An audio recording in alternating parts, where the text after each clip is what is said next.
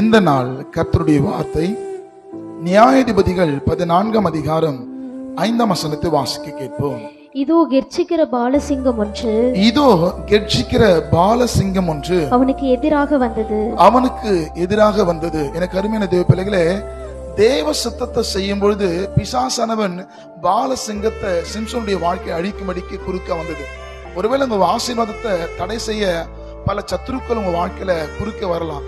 ஆனா ஒன்று புரிந்து கொள்ளுங்கள், யாரோடு கூட கர்த்தருடைய ஆவியானவர் இருக்கிறாரோ, எத்தனை தடைகள் வந்தாலும், எத்தனை போராட்டங்கள் வந்தாலும், எத்தனை நிந்தைகள் வந்தாலும், கர்த்தர் சிம்சோனோடு கூட இருந்தது நிமித்தமாக அந்த பாலசிங்கத்தை அழிக்க கர்த்தர் கிருபை கொடுத்தார். இந்த வார்த்தை கேட்கிற நீங்கள் கர்த்தரோடு கூட நடப்பீர்கள் என்று சொன்னா, உங்களுடைய எல்லா பாலமான சிங்கத்தையும் வலு செல்வத்தையும் கர்த்தர் மாற்றி ஒரு சமாதானத்தையும் ஆசீர்வாதத்தையும் கர்த்தர் கொடுக்க உண்மையிலவராக இருக்கிறார்.